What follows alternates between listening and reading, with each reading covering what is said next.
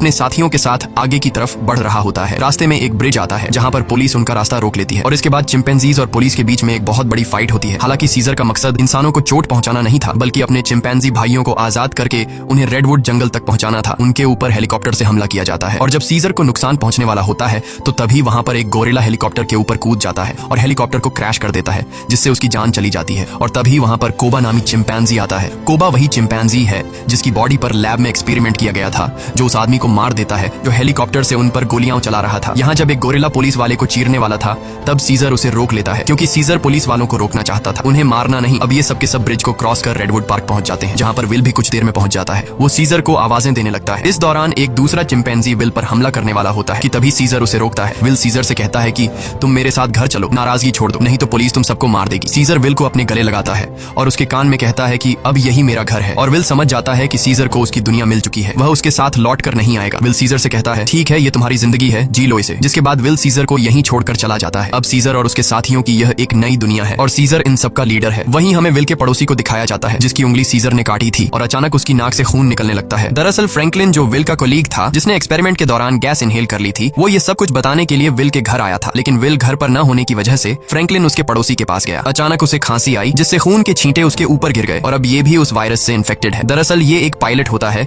जो कि international flights उड़ाता है। इसका मतलब ये वायरस पूरी दुनिया में फैला देगा, जिससे पूरी दुनिया बदल जाएगी, और होता भी ऐसा ही है। इस मूवी का सेकंड पार्ट 2014 में आया था, जिसमें दिखाया जाता है कि वायरस को फैले हुए आज 10 साल हो चुके हैं और दुनिया से इंसानों की बहुत बड़ी आबादी खत्म हो चुकी है। जहाँ एक तरफ इंसानों की आबादी कम हो रही थी, दूसरी तरफ चिंपैंजीज की जनरेशन बढ़ती जा रही थी। ये सभी उस जंगल में पूरी तरह से फैल चुके थे और वो सभी अब पहले से भी ज्यादा स्ट्रॉन्ग हो चुके थे। यहाँ हमें सीजर को दिखाया जाता है, वो अब भी सभी चिंपैंजीज का लीडर है और इस जंगल में सीजर का ही राज चलता है। इस जंगल में अब इंसानों का आना मना है। सीजर का अब एक बेटा हो चुका है जिसका नाम ब्लू आई है। एक दिन सीजर का बेटा जब अपने दोस्त के साथ जंगल में घूम रहा होता है, तभी उनके सामने एक इंसान आ जाता है जो जंगल में अपनी टीम के साथ हाइड्रो इलेक्ट्रिक डैम देख रहा होता है, ताकि पूरे शहर को इलेक्ट्रिसिटी दोबारा से दी जा सके, और ये डैम चिंपैंजीज के इलाके में है। अब वो आदमी जब सीजर के बेटे ब्लू आई और उसके दोस्त को देखता है तो वो बहुत ज्यादा डर जाता है और अपनी गन निकाल लेता है। सीजर का बेटा भी घुर्राने लगता है। वो आदमी डर कर गोली चला देता है, जिससे सीजर के बेटे का दोस्त घायल हो जाता है। गोली की आवाज सुनकर सभी चिंपैंजीज यहाँ पर आ जाते हैं। साथ ही जिस आदमी ने गोली चलाई होती है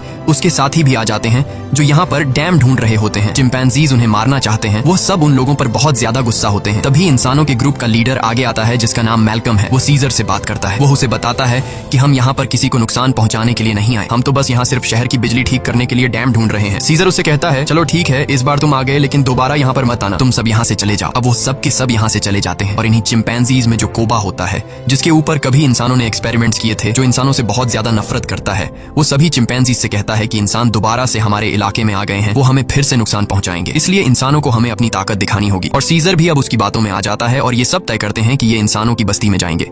और अब सीजर अपने घोड़े पर बैठकर सबके आगे होता है, उसके साथ सभी चिंपैंजीज इंसानों के इलाके में जाते हैं। यहाँ पर दिखाया जाता है कि जो पहले रोशनियों से चमकने वाला एक खूबसूरत शहर हुआ करता था, अब वो पूरी तरह से वीरान हो चुका है। यहाँ पर टेक्नोलॉजी और बहुत सारी चीजें अब पूरी तरह से खत्म हो चुकी हैं। सीजर अपनी पूरी सेना को लेकर इंसानों के इलाके में पहुंच जाता है, जहाँ पर मैल्कम एक बार फिर से सीजर के सामने आता है और वो सीजर से कहता है कि हम तुमसे माफी मांग चुके हैं। सीजर कहता है कि आज के बाद अगर हमारे इलाके में कोई भी आया तो हम उसे मार देंगे। हम युद्ध नहीं चाहते, लेकिन अगर इंसानों ने दोबारा हमारे इलाके में आने की कोशिश की तो हम किसी को नहीं छोड़ेंगे। यहाँ पर कोबा भी होता है। कोबा चाहता है कि वो इंसानों से युद्ध लड़े, लेकिन सीजर इंसानों को वार्निंग देकर यहाँ से पूरी सेना के साथ निकल जाता है। वही मैल्कम को दिखाया जाता है जो बहुत ज्यादा परेशान होता है, क्योंकि जिस जगह में ये लोग रह रहे थे वहां पर बिजली नहीं थी और उनका पावर प्लांट खास उसी जगह में था जहां पर चिंपैंजीज का इलाका था। वहां पर जाना मतलब अपनी मौत को दावत देना है। लेकिन सारी जिंदगी ये लोग बिना इलेक्ट्रिसिटी के तो नहीं रह सकते थे, इसलिए उन्हें हर हाल में वहां पर जाकर बिजली ठीक करनी थी। मैल्कम अपने सीनियर से कहता है कि हमें एक बार सीजर से बात करके देखना चाहिए, क्या पता वो हमारी तकलीफ को समझ ले। जिसके बाद मैल्कम अपनी फैमिली और एक ग्रुप लेकर वहां जंगल के बाहर पहुंच जाता है। मैल्कम जब सीजर को अपनी सारी सिचुएशन बताता है तो सीजर समझ जाता है, क्योंकि वो इंसानों के साथ रह चुका है। उसे पता है कि इलेक्ट्रिसिटी का मतलब क्या है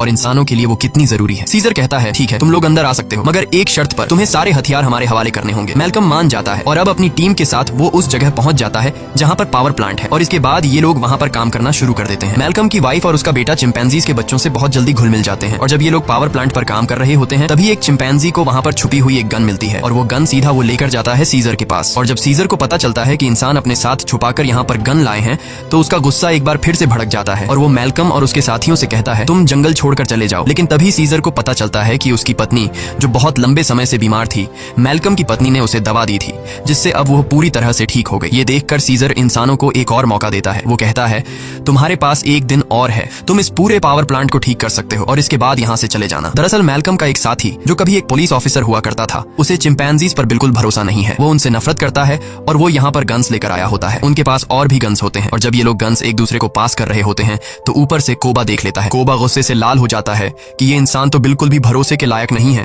और कोबा इंसानों से बहुत ज्यादा नफरत करता है और वो जल्दी से सीजर के पास जाता है। वो उसे बताता है कि इंसानों के पास और भी हथियार हैं, इंसान भरोसे के लायक नहीं है, तुम्हें उन्हें हमारे इलाके से निकालना होगा। जिस पर सीजर उसे सब्र रखने को कहता है। इस बात से कोबा को गुस्सा आता है। वो कहता है तुम्हें अपने साथियों की बिल्कुल भी परवाह नहीं है, तुम इंसानों से प्यार करते हो क्योंकि तुम भी उन्हीं में से एक हो। और अब सीजर को इस बात पर गुस्सा आता है और वो कोबा पर हमला कर देता है। सीजर उसे बहुत बुरी तरह से घायल कर देता है। कोबा अब बदले की आग में जलने लगा। वो यहाँ से सीधा उस जगह जाता है जहाँ पर इंसान और उनके हथियार हैं। वो वहाँ से इंसानों के हथियार लेता है और बहुत सारे इंसानों को मार देता है और उन्हें मारने के बाद वापस वो अपने इलाके में आता है जहाँ पर वो अपने ही चिंपैंजीज के कई घरों को आग लगा देता है। और जब मौका देखता है कि सीजर बिल्कुल अकेला है, उसके पास कोई भी नहीं है, तो वो चुपके से सीजर को भी गोली मार देता है। सीजर वहीं झाड़ियों में गिर जाता है। इसके बाद कोबा अब सभी चिंपैंजीज के पास जाता है और कहता है इंसानों ने हमारे घर जला दिए और हमारे लीडर सीजर को भी मार दिया। वो हम पर हमला कर रहे हैं, हमें उन्हें सबक सिखाना होगा। कोबा इंसानों के खिलाफ युद्ध का ऐलान कर देता है। साथ ही वो यह भी ऐलान करता है कि अब मैं तुम सबका लीडर हूँ। इसे सब लीडर मान लेते हैं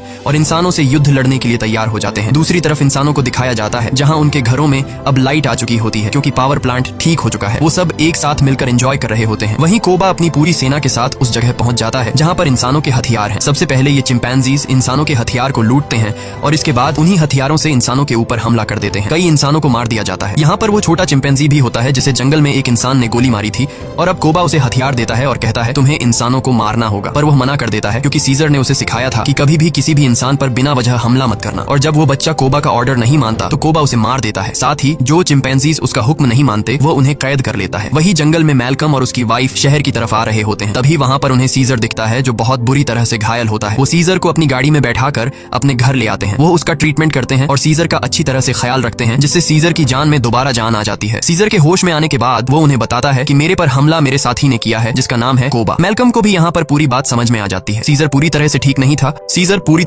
था, इसीलिए उसे पूरी तरह से रिकवर करने के लिए मैल्कम मेडिसिन लाने के लिए स्टोर पर जाता है और तभी उसके सामने सीजर का बेटा आ जाता है जिसके हाथ में गन होती है। वो मैल्कम को शूट करने वाला होता है कि मैल्कम उसे बता देता है तुम्हारे पिता सीजर अब भी जिंदा है, वो हमारे पास हैं और उन्हें और किसी ने नहीं बल्कि कोबा ने शूट किया है। इसके बाद मैल्कम सीजर के बेटे को अपने घर ले आता है। वो अपने पिता को जिंदा देखकर बहुत खुश हो जाता है, जहाँ पर सीजर का बेटा सीजर को बताता है कि किस तरह से कोबा ने अपने आप को लीडर बनाया और उसने बाहर की दुनिया में मासूम लोगों की जान ली। सीजर के बेटे को भी अब पता चल चुका है कि उसके पिता सीजर पर और किसी ने नहीं बल्कि कोबा ने गोली चलाई थी। इसीलिए अब वह वापस उसी जगह जाता है जहाँ पर कोबा ने इंसानों को और बहुत सारे चिंपैंजीज को बंदी बनाकर रखा है। सीजर का बेटा सबको आजाद कर देता है। मैल्कम भी उनका साथ देता है और वो उन सबको टावर के अंदर ले आता है जहाँ पर उसकी मुलाकात वही पुलिस ऑफिसर से होती है। वह ऑफिसर मैल्कम को बताता है कि इलेक्ट्रिसिटी आने के बाद मैंने रेडियो से आर्मी के साथ कांटेक्ट कर लिया है और बहुत जल्द बहुत बड़ी आर्मी की सेना यहाँ पर आने वाली है जो सभी चिंपैंजीज का खात्मा कर देगी। साथ ही वह यह भी बताता है कि मैंने टावर के ऊपर बहुत सारे बॉम्ब्स को फिट कर दिया है ताकि जब चिंपैंजीज टावर के ऊपर चढ़ेंगे तो मैं बॉम्ब को ब्लास्ट करके उन सब चिंपैंजीज को मार दूंगा। हालांकि इसमें उसकी खुद भी जान चली जाएगी। उसके हाथ में रिमोट कंट्रोल होता है और अब यह देखने के बाद मैल्कम और सभी इंसान वहां से भागना शुरू कर देते हैं। वहीं सीजर को दिखाया जाता है जो अब यहाँ पर पहुंच चुका है। उसका सामना कोबा से होता है और कोबा और उसके बीच फाइट शुरू हो जाती है। सीजर को जिंदा देखकर बाकी चिंपैंजीज भी कोबा की गद्दारी को जान चुके हैं। वहीं हमें उस पुलिस ऑफिसर को दिखाया जाता है जो टाउन के एक हिस्से को बॉम्ब से ब्लास्ट कर देता है जिसमें कई सारे चिंपैंजीज मारे जाते हैं, लेकिन कोबा, सीजर और उसके कई साथी अब भी जिंदा हैं। जब कोबा देखता है कि बहुत सारे चिंपैंजीज वापस सीजर को सपोर्ट करने लगे हैं